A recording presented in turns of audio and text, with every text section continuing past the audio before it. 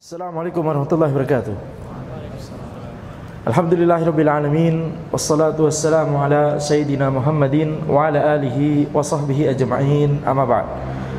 Insyaallah kita lanjutkan pembahasan kitab Aina Nahnu min Akhlaqis Salaf, di mana kita dari akhlak para ulama generasi terdahulu, di mana kita sampai masih pada bab as-salaf wal fiqh fid din. Bagaimana para ulama generasi terdahulu itu semangat untuk memahami din ini, belajar ilmu agama, tafaqquh fid din, memahami ilmu agama ini. Kita sampai pada sebuah nukilan yang sangat menarik yang disebutkan oleh Az-Zahabi rahimahullahu taala. Wa qala Az-Zahabi akhbarana Al-Musallam bin Allan wa ghairuhu kitabatan anna Abul Yaman al-Kindi akhbarana Abdurrahman bin Muhammad akhbarana Abu Bakar al-Khatib haddatsana Muhammad ibn al-Faraj al-Bazzaz haddatsana Abdullah bin Ibrahim bin Masi haddatsana Ja'far bin Shu'aib asy-Syashi haddatsani Muhammad bin Yusuf asy-Syashi haddatsani Ibrahim bin Umayyah sami'tu Tahir bin Khalaf sami'tu al-Muhtadi billah Muhammad ibn al-Wathiq yaqulu. Ini sebuah sanad yang panjang. Intinya sanadnya berakhir pada Al-Muhtadi billah Muhammad ibn al-Wathiq, anak dari Al-Wathiq. Siapakah Al-Wathiq? Al-Wathiq atau kita mulai dari Harun ar-Rasyid. Harun ar-Rasyid adalah salah seorang khalifah Abbasiyah yang sangat mementingkan ilmu syar'i. Di zaman beliau ilmu dimuliakan dan para ulama itu difasilitasi, banyak majelis munazarah diadakan. Apa itu munazarah? Munazarah itu adalah ketika para ulama mujtahidin bertemu dan berdiskusi masalah-masalah ijtihadiyah. Di situ hujjah-hujjah disampaikan, yakni pendapat-pendapat dibahas, masail-masail dibahas, hujjah-hujjah disampaikan, dan ada ulama yang kemudian mengikuti pendapat ulama lainnya, ada ulama yang tetap sesuai dengan pendapat awalnya, dan seterusnya. Jadi diskusi ilmiah. Yang ini hampir-hampir tidak ada setelah era itu. Setelah memasuki era jumud. Tetapi di era ijtihad maka munazarah sangat banyak sekali, dan itu memang ada peran besar dari kerajaan, dari dinasti. Maka di antara yang khalifah pada saat itu yang memiliki peran besar adalah Harun ar-Rasyid. Harun ar-Rasyid memiliki beberapa anak. Yang menggantikan Harun ar-Rasyid adalah Al-Amin. Kemudian setelah Al-Amin diganti saudaranya Al-Amin, ini masih anak dari Harun ar-Rasyid, yaitu Al-Ma'mun. Al-Ma'mun inilah yang terpengaruh oleh syubhat Mu'tazilah yang meyakini bahwa Al-Quran adalah makhluk. Dia yang dipengaruhi oleh Ibnu Abi Du'ad, seorang ulama Mu'tazilah yang memprovokasi Al-Ma'mun untuk mengetes dan menguji setiap ulama di negeri tersebut untuk ditanyai apakah Al-Quran adalah kalamullah atau makhluk. Yang menjawab kalamullah dipenjara, dibunuh, disiksa. Al-Ma'mun itulah yang menangkap Imam Ahmad rahimahullah. Itulah yang memenjarakan Imam Ahmad rahimahullah dan menyiksa beliau. Kemudian setelah Al-Ma'mun kemudian diganti oleh saudaranya Al-Ma'mun, yaitu Al-Mu'tasim. Sama, seorang Mu'tazili, seorang yang juga melanjutkan tradisi khalifah sebelumnya, yaitu apa? Al-Ma'mun, untuk menguji para ulama, kemudian menyebarkan akidah i'tizal, akidah Mu'tazilah, dan menyiksa dan memenjarakan dan membunuh para ulama yang mengajarkan akidah Ahlus Sunnah wal Jamaah. Maka yakni kalau antum ingin melihat bagaimana penguasa yang zalim, ini contohnya ya, ini contohnya. Tapi kita lihat Imam Ahmad rahimahullah, beliau dengan tegas mengajarkan akidah yang lurus, tetapi beliau tidak pernah mengajak rakyat untuk memberontak kepada Al-Ma'mun. Demikian pula setelahnya Al-Mu'tasim. Setelah Al-Mu'tasim lengser, maka kemudian diganti oleh anaknya Al-Wathiq billah. Al-Mu'tasim billah setelah lengser diganti oleh Al-Wathiq billah. Jadi anak ulangi, dari Harun ar-Rasyid kemudian diganti oleh siapa? Al-Amin. Al-Amin siapanya Harun ar-Rasyid? Anaknya. Al-Ma'mun siapanya Al-Amin? Saudaranya, anaknya Harun ar-Rasyid juga. Setelah Al-Amin, Al-Ma'mun. Setelah Al-Ma'mun diganti siapa? Al-Mu'tasim billah. Siapanya Al-Ma'mun? Saudaranya, masih sama-sama anak dari Harun ar-Rasyid. Setelah Al-Mu'tasim billah lengser, diganti siapa? Al-Wathiq billah. Al-Wathiq billah, sama akidah Mu'tazilah, sama. Imam Ahmad masih di penjara. Jadi sejak era Al-Ma'mun kemudian diganti Al-Mu'tasim billah, kemudian sekarang kita masuk pada era Al-Wathiq billah. Imam Ahmad masih di penjara. Maka kita lihat di sini setelah Al-Wathiq nanti kemudian diganti oleh Al-Mutawakkil 'ala Allah. Al-Mutawakkil 'ala Allah, bukan Al-Mutawakkil billah.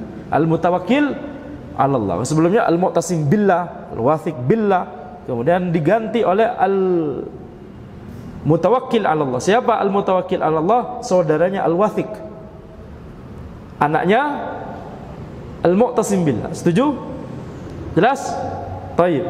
Sekarang kita masuk pada riwayat ini. Riwayat ini adalah Al-Muhtadi billah, Muhammad ibn Al-Wathiq, anaknya Al-Wathiq.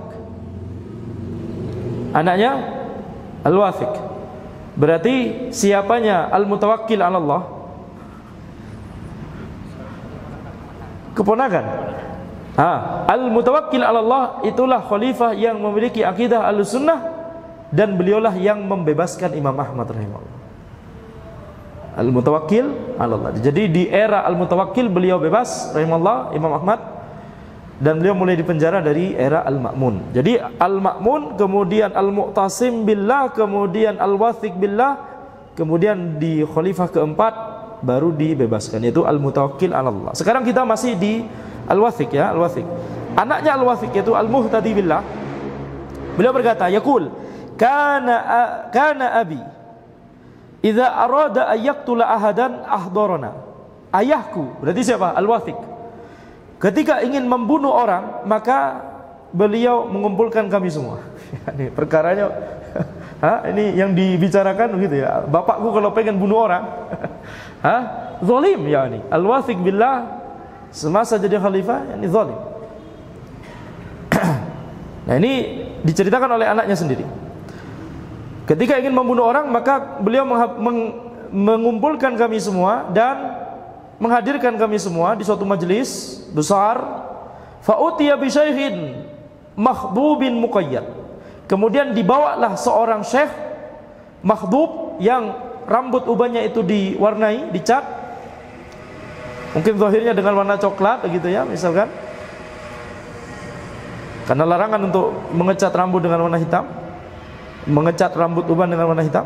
Muqayyad, yang diikat. Nah, ini didatangkan syekh tersebut, ulama Ahlus Sunnah wal Jamaah.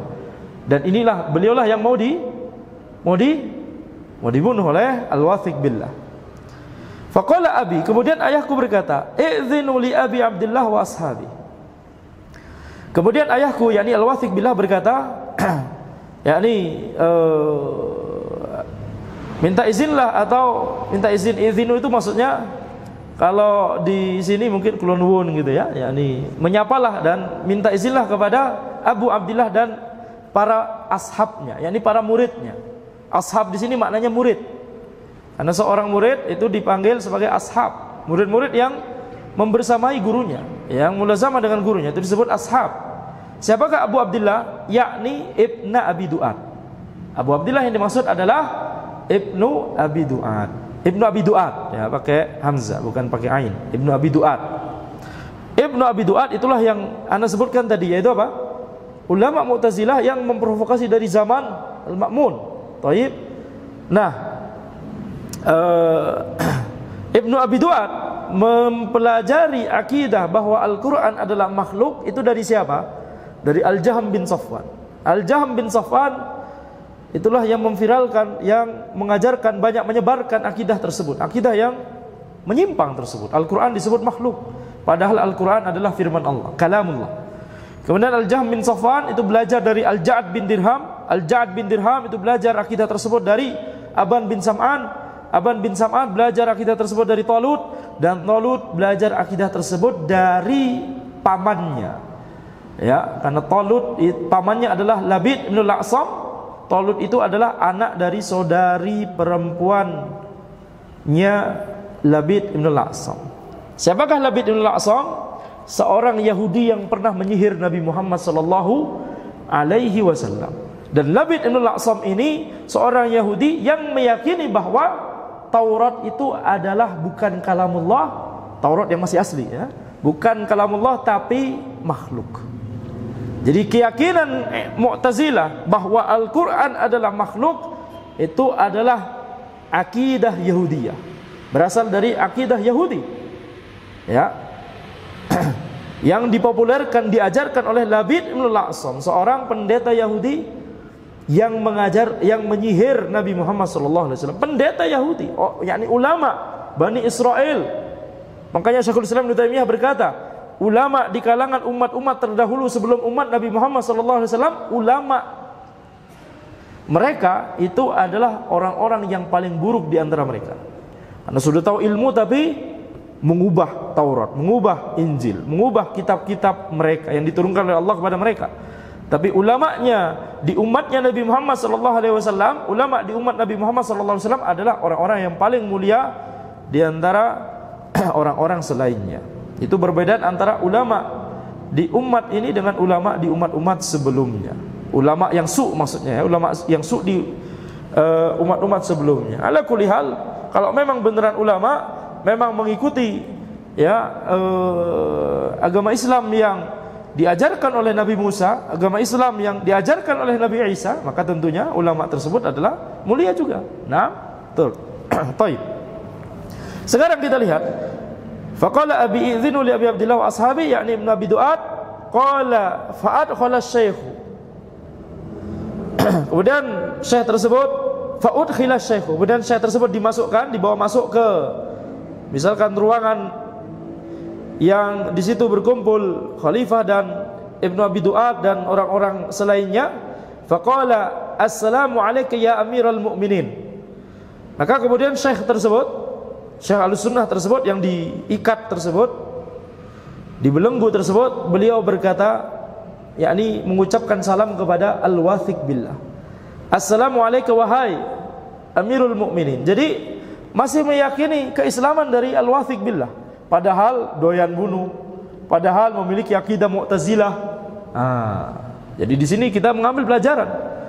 Ya, jadi walaupun seorang misalkan penguasa zalim sekali, tidak boleh kita terburu-buru untuk mengkafirkan orang tersebut. Tidak boleh. Ya, karena kenapa? Karena yakni ini tentunya adalah bisa jadi sebuah kesalahan, berbahaya. Salah mengkafirkan itu berbahaya. Dan para ulama di zaman itu masih merasa bahwa ini terpengaruh oleh syubhatnya Ibnu Abi Duat. Ya, para khalifah tersebut dan punggawanya dan pejabatnya itu terpengaruh dengan syubhat ini. Yakni kalau syubhat tersebut berhasil dihilangkan, insyaallah mereka kembali kepada akidah Ahlussunnah. Yakni para ulama masih optimis hal tersebut. Maka kemudian khalifah kemudian berkata, Al-Wathiq billah berkata, la sallamallahu alaik. Ya, Allah tidak yakni memberikan keselamatan kepada engkau. Yani salam assalamu alayka dijawab la sallamallahu alaik. Maka kemudian syekh tersebut kemudian berkata, faqala ya amiral mu'minin bi'sa ma addabaka mu'addibuk. Wahai amirul mu'minin, sungguh buruk apa yang telah diajarkan oleh mu'addibmu. Mu'addib adalah guru yang mengajarkan adab. kepada khalifah, kepada calon khalifah, yakni kepada anak-anaknya khalifah. Diajarkan adab, cara makan, cara minum, cara berjalan, cara duduk, supaya berwibawa, cara berhadapan dengan pejabat, cara berhadapan dengan rakyat, cara berbicara, cara berorasi, cara berpidato dan seterusnya. Itu namanya muadzib. Cara mengucapkan salam, cara menjawab salam, gitu ya. Yani ini bisa kita bilang kalau di sini darah biru, bangsawan, keraton, pasti beda, begitu ya. Nah, yang mengajarkan itu semua adab-adab tersebut adalah namanya muadzib. Maka kita lihat bi'sa ma addabaka mu'adzibuk, ya, sungguh buruk apa yang diajarkan oleh muadzibmu. Qala Allah Ta'ala, wa idza huyyitum bi tahiyatin fahayyu bi ahsana minha aw rudduha. Wa idza huyyitum bi tahiyatin fahayyu. Nah, ketika kalian itu diucapkan salam, maka ucapkanlah dengan sesuatu yang lebih baik darinya atau balaslah yang semisalnya. Faqala Ibnu Abi Du'ad, maka ketika syekh tersebut di majelis tersebut masih bisa menasihati khalifah, mengkritisi khalifah, bi sama ya Amirul Mukminin, bi sama addabaka muadzibuk, wahai Amirul Mukminin, sungguh buruk apa yang diajarkan oleh muadzibku. Ini syekh tersebut masih fokus pada bagaimana mengajarkan adab yang benar kepada khalifah. Apalagi seorang guru kepada murid, seorang guru kepada seorang syekh kepada khalifah saja perhatiannya seperti itu, apalagi seorang guru kepada muridnya, lebih-lebih lagi. Jadi jangan dongkol kalau murid itu diingatkan dengan adab yang baik, jangan dongkol. Jangan kemudian ngambek, jangan kemudian melipir atau mencair kayak mentega. Ini penting. Maka kita lihat di sini, faqala Ibnu Abi Du'ad, kemudian Ibnu Abi Du'ad berkata, ar-rajulu mutakallim. Ini orang ini pandai bicara. Atau bisa dipahami banyak bicara. Ar-rajulu mutakallim. Banyak bicara atau pandai bicara, antara makna itu.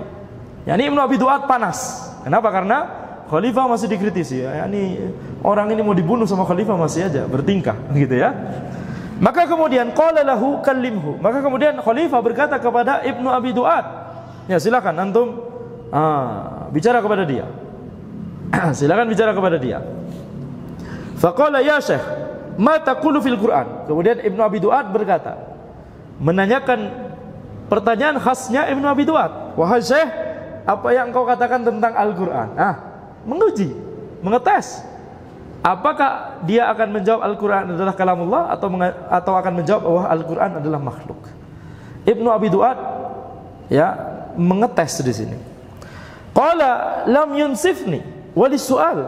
Kemudian syekh tersebut berkata, antum tidak berbuat adil kepadaku. Ini maksudnya antum bisa nanya kepada ana, tapi ana tidak bisa bertanya kepada antum. Ana punya soal, ana punya pertanyaan kepada antum. Walis su'al. Cerdas syekhnya ya. Syekhnya cerdas. Qala sal. Kemudian Ibnu Abi Du'ad berkata, "Thayyib, silakan tanyakan pertanyaan antum. Silakan utarakan pertanyaan antum." Qala ma taqulu fil Qur'an. Kemudian Syekh tersebut berkata atau bertanya kepada Ibnu Abi Du'ad, dibalas pertanyaannya. Apa yang engkau katakan tentang Al-Qur'an? Qala makhluk. Kemudian Ibnu Abi Du'ad berkata, makhluk. Qala Syekh, hadza syai'un alimahu Nabi sallallahu alaihi wasallam wa Abu Bakar wa Umar wal khulafa ar-rasyidun am syai'un lam ya'lamu.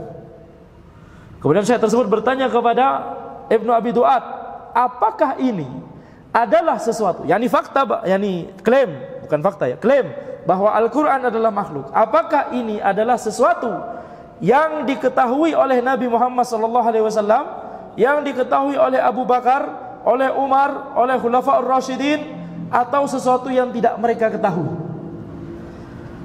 Qala syai'un lam ya'lamu. Ibnu Abi Du'ad kemudian berkata, ini adalah sesuatu yang tidak mereka ketahui. Ajib.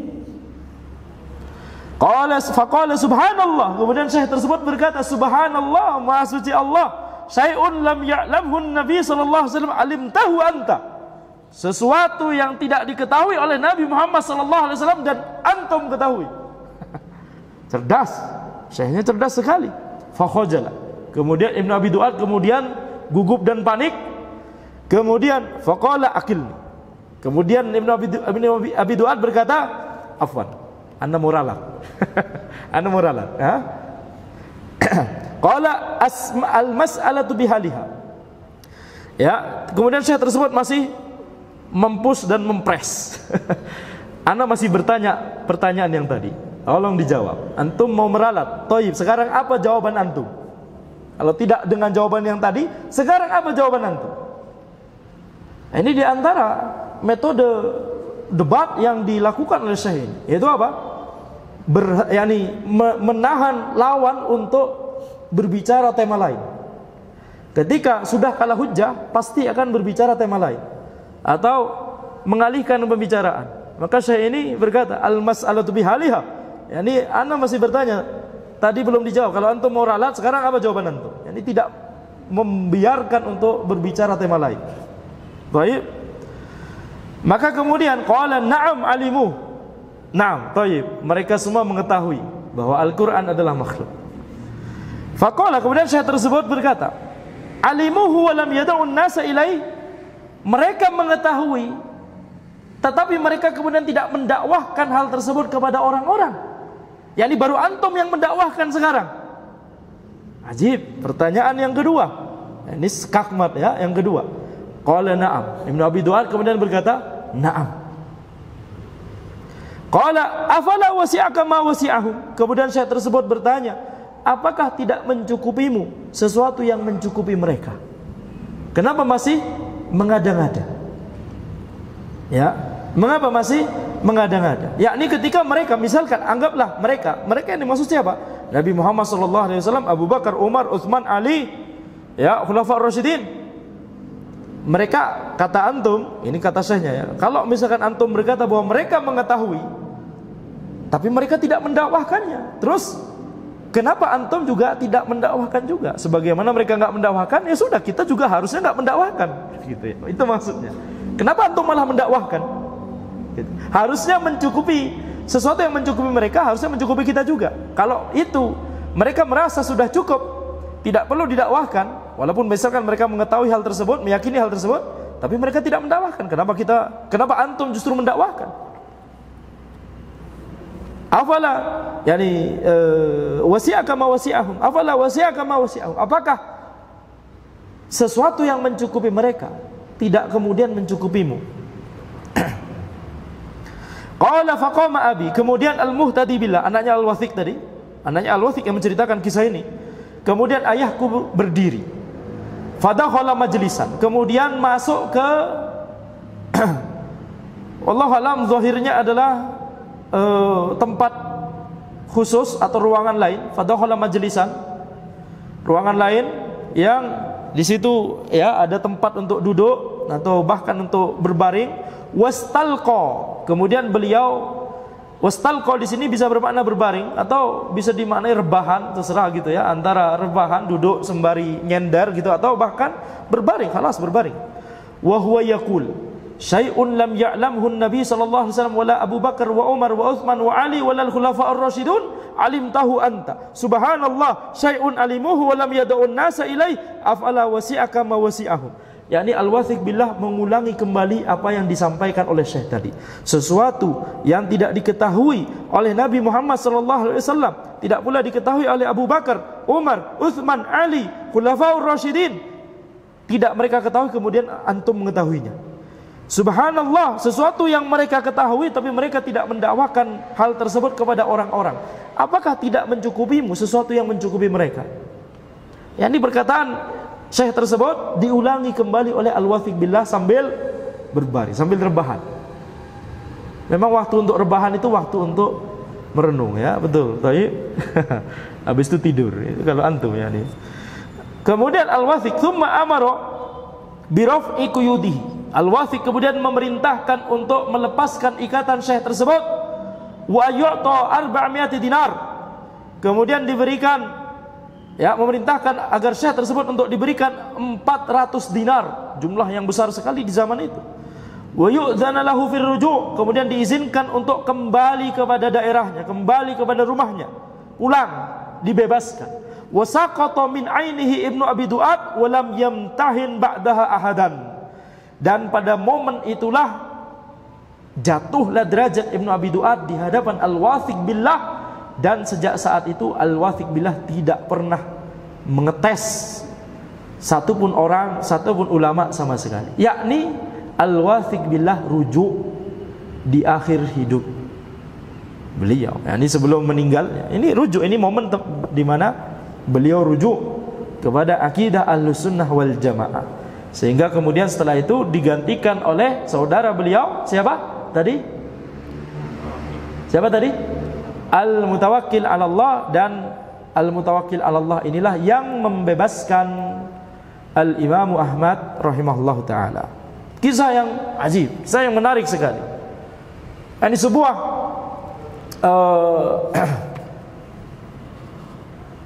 kisah yang banyak kita bisa ambil faedah.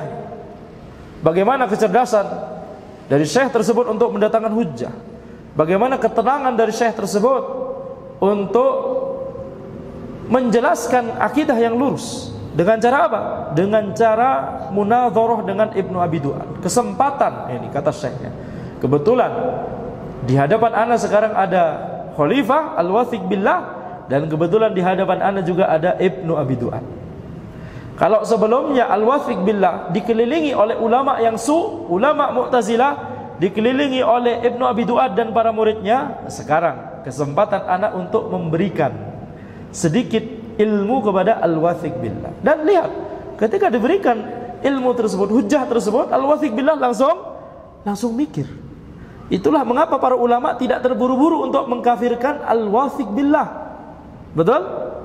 Karena lihat, ketika diajarkan dan logikanya paham, masuk gitu ya, Al-Wathiq Billah langsung rebahan dan langsung ya merenungi apa yang telah anda lakukan selama ini. Berarti dosa-dosa banyak yang dibunuhin orang, bunuhin tidak sembarang orang, ulama yang dibunuh. Maka kemudian sejak saat itu Al-Wathiq Billah tidak pernah menguji orang, tidak pernah membunuh orang, minimal terkait masalah ini. Anda nggak tahu kasus yang lain ya.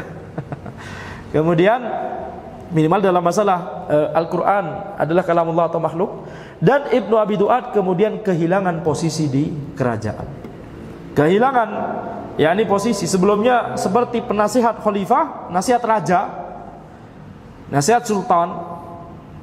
Tapi sekarang atau sejak saat itu kemudian tidak lagi diorangkan, didepak ya.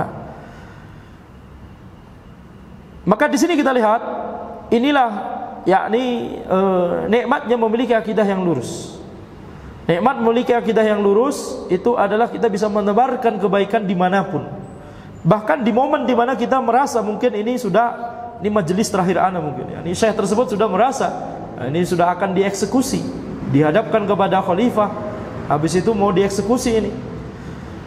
Maka kita lihat nikmat memiliki akidah yang lurus adalah kita bisa memberikan manfaat, bisa menebarkan ilmu, menjadi sumber kebaikan kepada orang-orang di sekitar kita.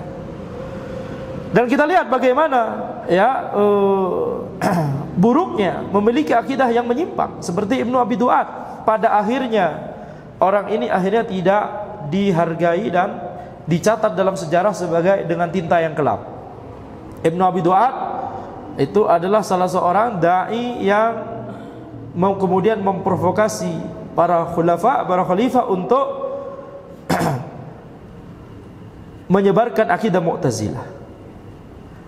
Jadi kita lihat seluruh dosa orang-orang yang meyakini akidah tersebut sampai akhir zaman, sampai hari kiamat itu dipikul semua oleh orang-orang yang menyebarkannya dahulu, dan diantaranya adalah Ibnu Abi Du'ad ini. Dan seluruh akidah, seluruh orang yang memiliki akidah yang lurus, yang kemudian orang-orang kemudian mendapatkan manfaat dari akidah yang lurus tersebut, para ulama berkata, apa manfaat yang, misalkan kalau antum bertanya, apa manfaat yang paling terasa dari memiliki akidah yang lurus? Para ulama menjelaskan, manfaat yang paling terasa adalah kebahagiaan hati, ketenangan hati, dan diijabahnya doa oleh Allah Subhanahu wa taala. Ya, bagaimana mungkin seseorang doanya diijabah oleh Allah Subhanahu wa taala sementara akidahnya masih menyimpang, sementara keyakinannya tentang Allah, tentang nama dan sifat Allah menyimpang. Pemahaman bahwa Al-Quran adalah makhluk, Al-Quran itu adalah kalamullah, ini salah satu sifat Allah. Bagaimana doa akan diijabah oleh Allah padahal dia tentang masalah nama dan sifat Allah saja masih belum beres? Tidak mungkin. Bisa jadi doanya diijabah, tapi itu dalam rangka istidraj. Dalam rangka apa? Dalam rangka semakin menjerumuskan dia kepada kesesatannya, kepada penyimpangannya. Dia pengen kaya misalkan, malah dikasih kekayaan oleh Allah Subhanahu wa taala. Istidraj, dalam rangka istidraj, dalam rangka diberikan supaya dia terlena, semakin terlena. Itu justru adalah hukuman, bukan ijabahnya doa, bukan jawaban dari doa sebenarnya, tapi adalah tambahan hukuman yang akan menantinya.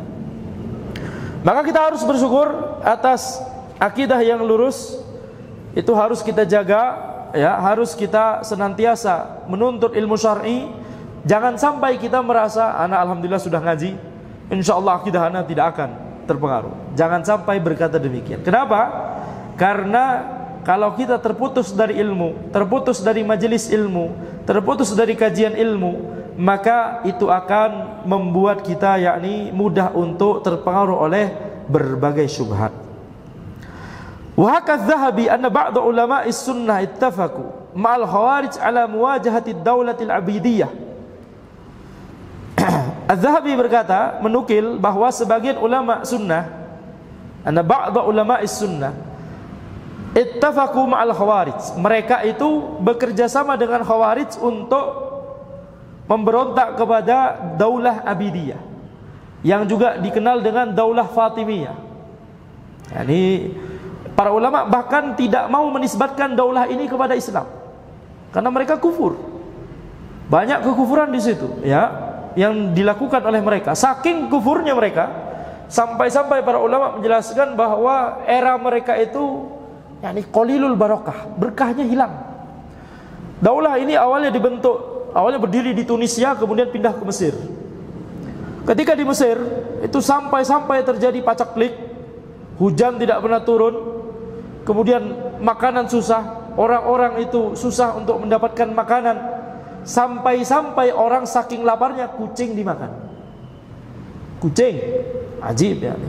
Sampai orang, kalau tidak salah ingat ya, orang yakni penjahat yang ditangkap itu sampai di ya bagian yakni badannya sedikit-sedikit dikonsumsi, ajib kalau anda tidak salah ingat. Tapi kalau masalah kucing anda ingat sekali ya. Saking hilangnya keberkahan dari negeri tersebut karena kekufuran dari daulah ini. Maka itu daulah Abidiyah yang kemudian namanya berusaha diislamkan menjadi daulah Fatimiyah. Padahal nama sebenarnya adalah daulah Abidiyah. Wa utiba ba'dul ulama fil khuruj ma'a Abi Yazid al-Khariji. Pada era tersebut sebagian ulama ahlu sunnah dicela karena mereka memberontak bersama Abu Yazid al-Khariji. Ini masalah khilaf di kalangan ulama. Yani ketika ada dinasti yang benar-benar kufur, apakah kemudian kita ikut memberontak bersama Khawarij atau tidak? Ini masalah khilaf. Tapi yang disepakati adalah tidak boleh memberontak kalau kemudian akan berujung pada pertumpahan darah. Ini darah kaum muslimin berbahaya. Tidak boleh. Jadi syarat-syarat untuk sampai terjadi pemberontakan itu ketat sekali. Jadi jangan sampai kita bahas itu. Madorotnya besar sekali.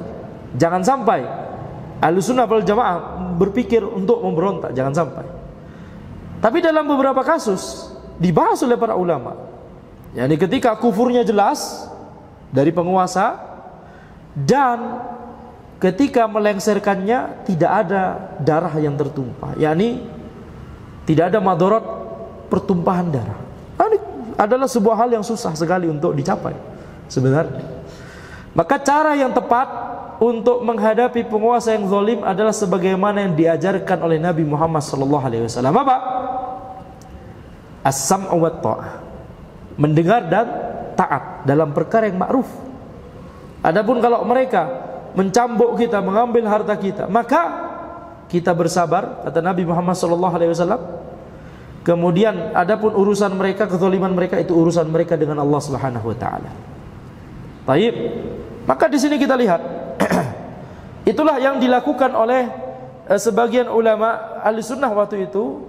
Ada Khawarij yang memberontak kepada Daulah Abidiyah, sehingga sebagian ulama Ahlussunnah bergabung dengan Khawarij tersebut. Ini masalah khilaf, dan kita lihat disebutkan di awal utiba, dicela. Nah ini memang ya diwanti-wanti sekali, jangan sampai bermudah-mudahan dalam masalah ini. Faqala wa kaifa la akhruju wa qad sami'tul kufra bi udhunayya. Kemudian sebagian ulama Ahlussunnah tersebut berkata, bagaimana aku tidak ikut memberontak sementara aku mendengar kekufuran dengan telingaku sendiri, kedua telingaku sendiri. Hadartu aqdan fihi jam'un min sunnatin wa musyarakah. Aku menghadiri suatu majelis yang di situ ada sekumpulan orang-orang, yakni pembesar dari Daulah Abidiyah, ulamanya Daulah Abidiyah, wa fihim Abu Qudha'ah Ad-Da'i. Di antara mereka ada yang seorang yang bernama Abu Qudha'ah Ad-Da'i, tokoh mereka ini. Faja'a Rais, kemudian ada seorang yang datang, pembesar ya, membesar daulah, membesar kerajaan. Faqala kabirum minhum, kemudian ya pembesar di antara mereka itu berkata, ilahuna ya sayyidi irtafi' ila janibi Rasulillah, yakni Abu Qudha'ah. Yani jadi ada Rais yang datang. Rais ini mungkin pemimpin daulahnya, mungkin rajanya mereka gitu ya. Kemudian pembesarnya berkata kepada Rais tersebut, kepada pemimpin tersebut atau rajanya tersebut, ilahuna ya sayyidi, sampai sini wahai sayyidi, yakni aku antarkan antum sampai sini ya sayyidi, irtafi' ila janibi Rasulillah, ya naiklah ke sisi Rasulullah, yakni naiklah ke sisi, maksudnya duduklah mungkin, wallahu alam itu makna yang anda pahami ketika membaca riwayat ini, duduklah ke sisi dari Rasulullah. Siapa yang dimaksud oleh Rasulullah? Abu Qudha'ah. Dia mengklaim bahwa Abu Qudha'ah adalah Rasulullah, Nabi dan Rasul setelah Nabi Muhammad SAW. Ini lihat bagaimana kufurnya maksudnya. Fama nataqa ahadun, yakni enggak ada orang yang berbicara, yakni enggak ada orang yang mengkritisi, yakni semuanya sepakat dengan hal itu. Jadi itu didengar sendiri oleh kedua telinga dari seorang ulama Ahlussunnah ini. Itulah alasan yang membuat beliau ikut memberontak. Ala kulli hal, ini tarikh, ini sejarah. Ini sejarah, ya. Jadi memang para ulama khilaf, tetapi pendapat yang lebih selamat adalah jangan bermudah-mudahan untuk menuju ke arah sana. Apa yang anda maksud? Revolusi, yakni pemberontakan. Tapi bagaimana kalau puasnya zalim sekali atau bahkan kufur, jelas-jelas kufur? Ada syarat yang kedua, yaitu apa? Jangan sampai terjadi pertumpahan darah. Mengapa? Karena nikmat aman itu adalah induk dari seluruh nikmat di sebuah negeri. Kalau nikmat aman itu tidak ada, maka seluruh nikmat, nikmat ibadah, nikmat bekerja, nikmat bersama keluarga, nikmat makan, nikmat minum, semuanya akan hilang. Lihat apa yang terjadi di sebagian negeri kaum muslimin, yang awalnya terjadi demonstrasi yang tampaknya demonstrasi damai, begitu ya, tahun sekitar 2011, 2012 di Syam, Suriah. Tapi kemudian berujung kepada pemberontakan dan pembantaian. Maka jangan sampai kita menuju ke sana. Alhamdulillah atas nikmat aman yang ada di Indonesia, kita syukuri. Demikian yang bisa ana sampaikan dalam pertemuan kita kali ini. Insyaallah kita lanjutkan di pertemuan berikutnya. Hadza wallahu alam. Subhanakallahumma bihamdika asyhadu an la ilaha illa anta astaghfiruka wa atubu ilaik. Wassalamualaikum warahmatullahi wabarakatuh.